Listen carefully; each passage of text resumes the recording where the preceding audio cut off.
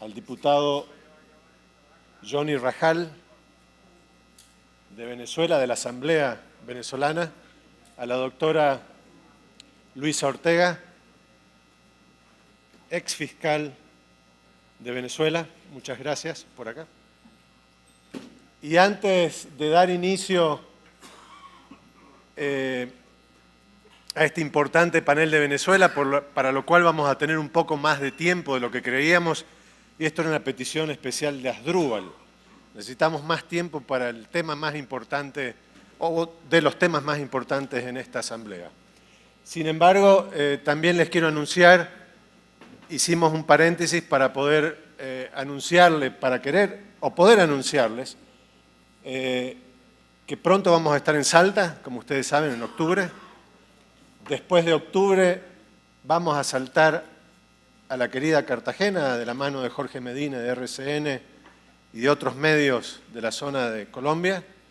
En octubre seremos anfitriones en nuestra sede oficial de la CIP, en la asamblea de la CIP, y he escuchado rumores que deben ser confirmados, que posiblemente en marzo del 2020 volvamos a Montego Bay, Jamaica, y en octubre del 2020 a Monterrey, México, para la asamblea. Esto está por confirmarse en los próximos meses, pero traeremos buenas noticias para Salta, pero lo que está confirmado es Salta, Cartagena y Miami. Quiero dar paso ahora a presentarles a Sergio Romero, director del diario El Tribuno de Salta, quien es nuestro próximo anfitrión y nos va a dar unas breves palabras y un hermoso video.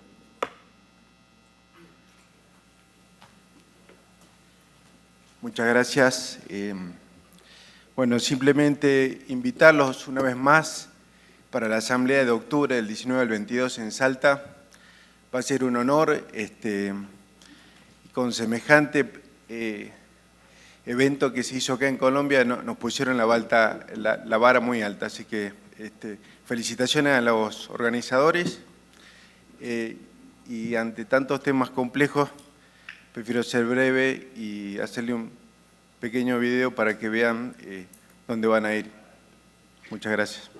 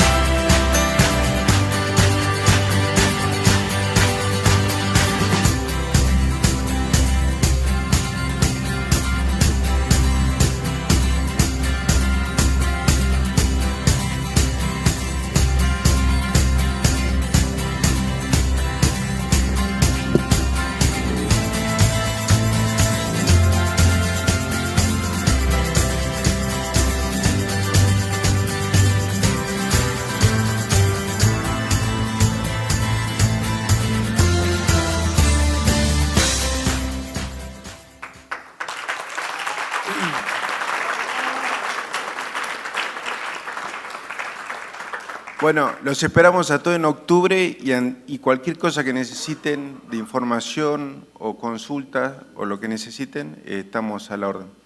Hasta luego.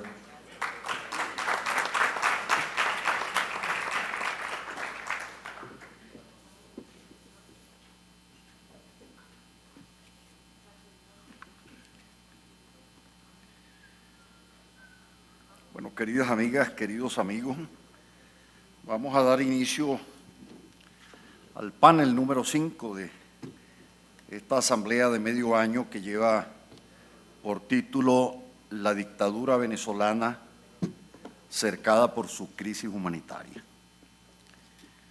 Hace apenas 15 días visitaba el Centro de Derechos Civiles y Martin Luther King en Atlanta y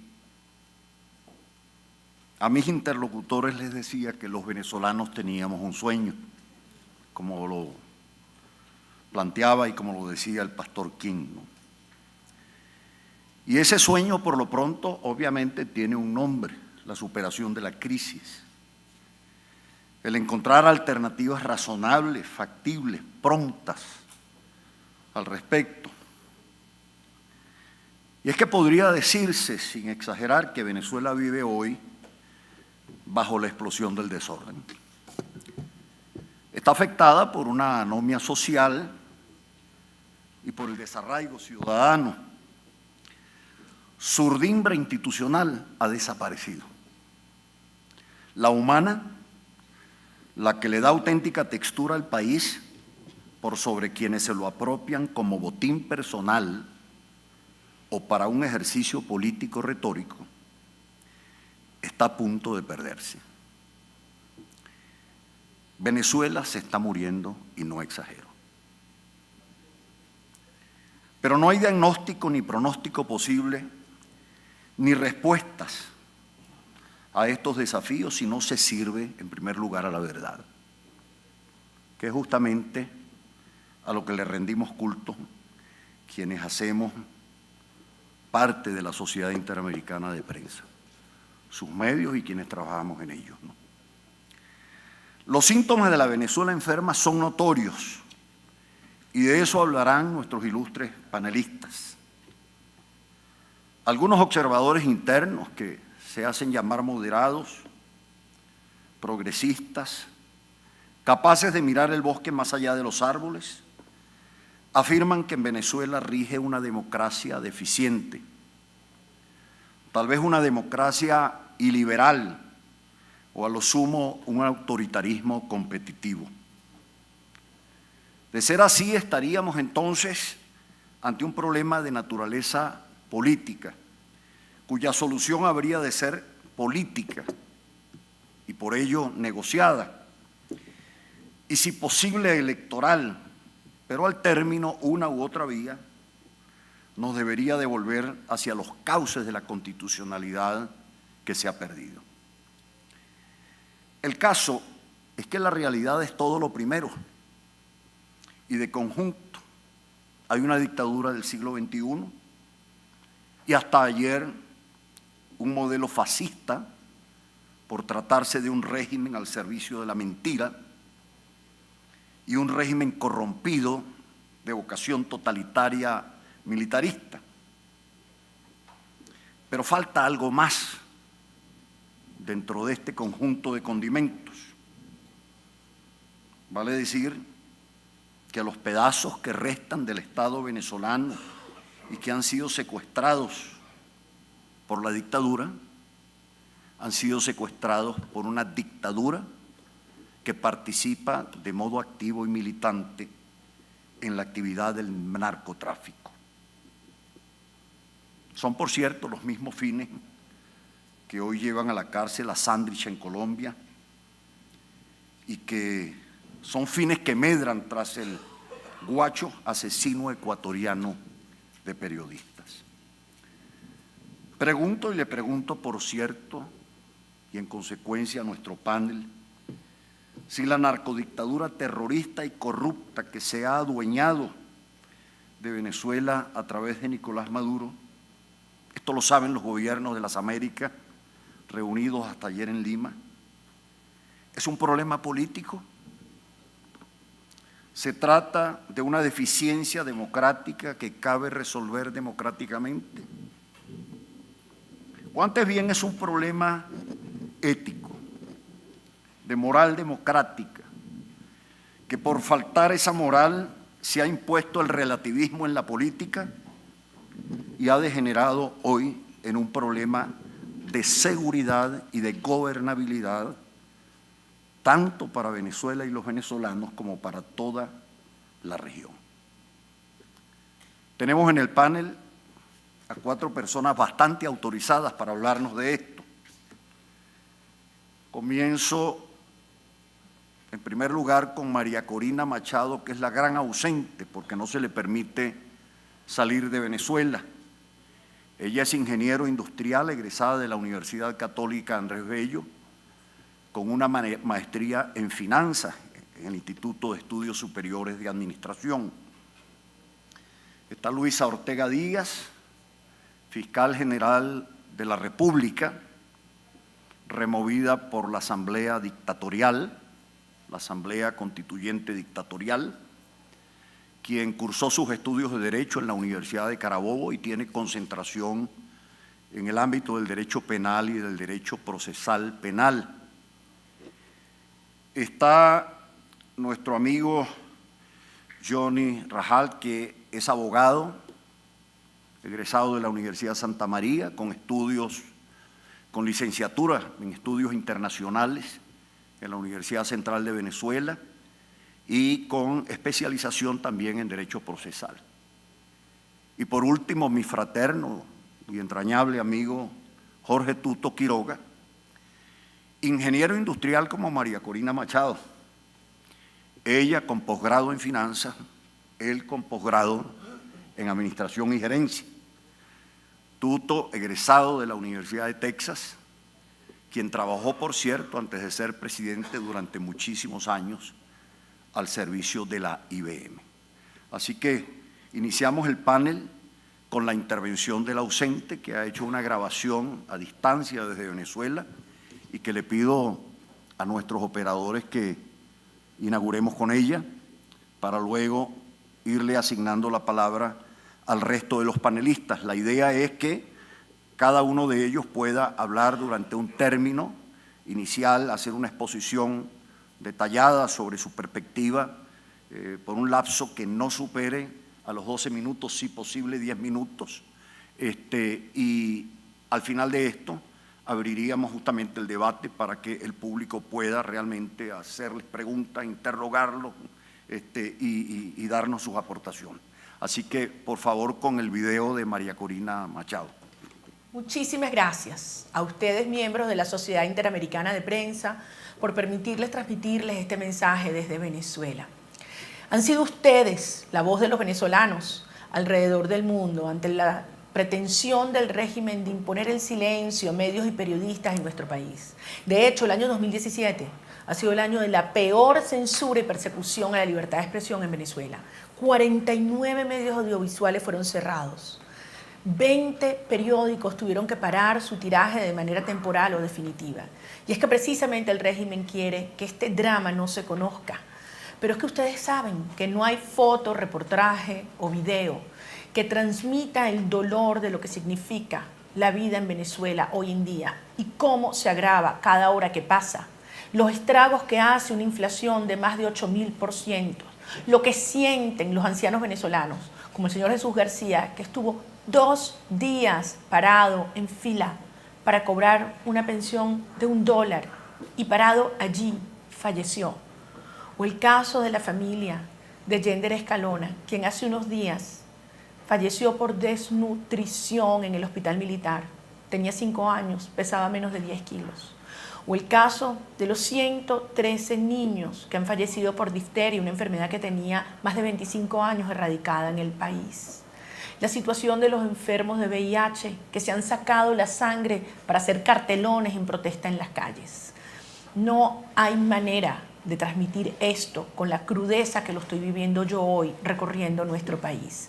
De allí el impacto que esta realidad está teniendo, no solamente en muerte para los venezolanos, sino la presión en migración para toda la región. Porque este régimen se propuso hacer de la sociedad venezolana un país de exiliados o de esclavos. Hemos entendido cuál es la verdadera naturaleza de este régimen. No es una dictadura convencional, es una narcotiranía, un régimen criminal que ha permitido que en Venezuela se asienten las peores redes del crimen internacional, desde el narcotráfico y sus carteles, pasando por grupos del terrorismo islámico y Hezbollah, hasta la guerrilla colombiana de la FARC y el ELN, que hoy ocupan o tienen influencia directa sobre más de la mitad del territorio venezolano. Es evidente que un régimen de estas características y con estos objetivos expansivos no va a permitir una salida electoral. Y esta es una de las dolorosas lecciones que hemos aprendido los venezolanos. En primer lugar, que el comunismo no sale por las buenas. Hacen elecciones solo cuando están seguros que las van a ganar. En segundo lugar, que el hambre, la miseria, la violencia son parte de una política intencional, no es ineficiencia o simple corrupción. Quieren hacer de Venezuela una sociedad de rodillas. En tercer lugar, que la Fuerza Armada Nacional debía ser desmantelada, debilitada, destruida desde el primer día. Sabían que una Fuerza Armada institucional no iba a permitir la entrega de la soberanía nacional a Cuba. En cuarto lugar, que no estamos enfrentando solo una dictadura, es un sistema de mafias. Hoy hay muchos sectores que están haciendo mucho dinero a costa del hambre de Venezuela. Tienen concesiones petroleras, del arco minero, dólares preferenciales y están operando para mantener el status quo. En quinto lugar, que no se trata solamente de la muerte y el dolor de los venezolanos. Toda la región está sufriendo las consecuencias del éxodo masivo de venezolanos que no va sino a incrementarse exponencialmente si la situación sigue en esta dirección. En segundo lugar, por el efecto de las enfermedades y las epidemias que van traspasando ya nuestras fronteras. Y en tercer lugar, por lo que significa la instalación de un Estado forajido y fallido en territorio venezolano y que busca exportar sus actividades y transacciones financieras criminales en toda la región. Finalmente, una lección muy importante. Los venezolanos hemos resistido solos, prácticamente solos, durante estos 20 años. Hoy necesitamos de los gobiernos democráticos del mundo actuando de manera firme y decidida para lograr la transición. Porque la transición, insistimos, no será producto de una elección bajo este sistema. Cerraron definitivamente esa vía al imponer a sangre y fuego una fraudulenta e ilegítima constituyente que ha usurpado todos los poderes públicos y que lo que pretende es servir de máscara para darle pseudo legitimidad a un régimen que permanece en el poder indefinidamente. Por lo tanto, ¿cuál es la vía? La ruta no es otra que la dimisión de la dictadura a través de toda la fuerza ciudadana, institucional e internacional. Hoy, los venezolanos le pedimos a la sociedad democrática mundial que actúe, que la comunidad internacional actúe, fundamentalmente en 5 líneas. La primera, con el reconocimiento del Tribunal Supremo de Justicia legítimo, que en este momento opera en la ciudad de Bogotá, reconociendo sus decisiones, entre ellas la decisión de avanzar el enjuiciamiento por corrupción a Nicolás Maduro. En segundo lugar, el desconocimiento de la pseudoelección, del narcofraude del 20 de mayo en todas sus fases. En tercer lugar, el incremento de sanciones a todos aquellos culpables de violación de derechos humanos, narcotráfico, corrupción y también a sus testaferros y empresas asociadas. En cuarto lugar, la creación de un fondo para la recuperación de Venezuela con todos los recursos de la corrupción que han sido identificados y que deben ser incautados. Y finalmente, a través de la ayuda humanitaria. Hay que hacer llegar comida y medicina a Venezuela de una vez por todas, como sea. Está claro que este régimen hoy se encuentra en su punto de mayor debilidad, aislado, desnudado y partiéndose, fragmentándose en su interior. Es un momento para avanzar en esa ruta que nos va a llevar a la transición. Los venezolanos sabemos lo que tenemos que hacer para recuperar a Venezuela. Existe el talento, el conocimiento, la experiencia y las ganas. Vamos a hacer de nuestro país una sociedad próspera, donde exista justicia, oportunidad, y sobre todo la posibilidad de expresarnos e informarnos libremente, porque solo así podemos controlar a quienes ejercen el poder e impedir que nunca más se instaure una tiranía en Venezuela. Hoy, más que nunca, necesitamos de ustedes, de sus voces. Esta es una lucha de orden existencial y por eso la vamos a ganar. Muchísimas gracias y hoy más que nunca contamos con ustedes.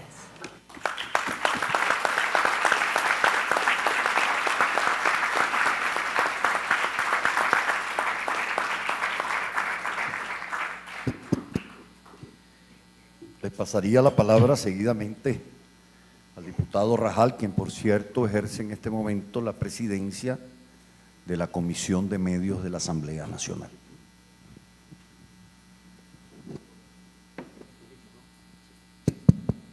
Bueno, muy buenas tardes. Agradecido a todos por su presencia. Mi nombre es Johnny Rajal, presidente de la Comisión Permanente de Medio de Comunicación de la Asamblea Nacional. Como punto previo, queremos agradecer a la Junta Directiva de la Sociedad Interamericana de Prensa por brindarnos la invitación.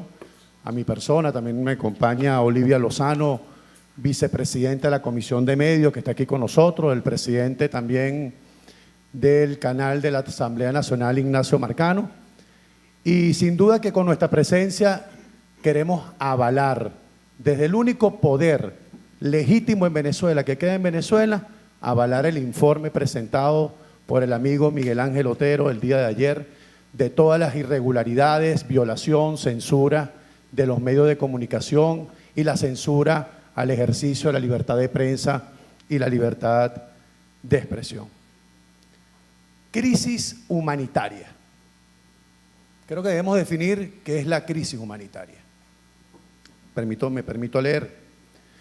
Es una situación de emergencia en la que se prevén necesidades masivas de ayuda humanitaria en un grado muy superior a lo que podría ser habitual y que si no se suministran con suficiencia, eficacia y diligencia, desemboca en una catástrofe humanitaria. Yo les quiero decir a todos ustedes con mucho dolor, hoy en Venezuela no existe una crisis humanitaria, existe una catástrofe humanitaria. Lamentablemente hoy, en mi país, 4 millones de venezolanos tienen que hurgar de la basura para poder sobrevivir. Lamentablemente en mi país, más de 13 millones de venezolanos, si acaso, comen una vez al día. Según cifra de la UNICEF, o las proyecciones que tienen para este año, el índice de desnutrición infantil en el 2018 podría superar la cifra de 300.000 niños venezolanos. Como lo dijo mi compañera María Corina Machado, el 78% de los quirófanos de los hospitales de Venezuela no funcionan. Los pacientes con enfermedades crónicas no tienen cómo tratarse. Los pacientes oncológicos se mueren a diario. Son centenares que mueren a diario por falta de quimioterapia o radioterapia. Los pacientes crónicos renales, los que hemos recorrido los hospitales en Venezuela, fiscal. Vemos cómo los pacientes renales no tienen cómo hacerse hemodiálisis porque no funcionan las máquinas o porque no hay nefrólogos o no hay médicos cardiovasculares porque se han ido del país. Y si la hemodiálisis, las máquinas no funcionan bien, el sistema de hemodiálisis no lo hacen bien y resulta que se le baja la hemoglobina y hay que hacerle transfusión de sangre, pero no hay reactivos para la sangre. Y este régimen corrupto niega que en Venezuela hay crisis humanitaria. Nosotros le afirmamos desde la Asamblea Nacional que hoy en Venezuela lo que hay es una catástrofe humanitaria. Ahora bien, ¿de dónde se origina esa crisis humanitaria? Mucha gente me dice, pero yo no puedo entender cómo el país potencialmente más rico del mundo, con la reserva petrolera más grande de todo el mundo, del planeta, que en los últimos 15 años percibió más de 2.000 millones de dólares, eso para transformar un continente completo. ¿Cómo es posible que se encuentre en esta situación de desastre y de calamidades para sus ciudadanos? Muy sencillo. Es que este sistema político, económico que nos quieren seguir imponiendo a la fuerza, que fracasó en el mundo y fracasó en Venezuela, tiene esa ideología, la ideología de adueñarse de todo el aparato productivo, de servicio, como en efecto lo hicieron en los últimos años, de todo el aparato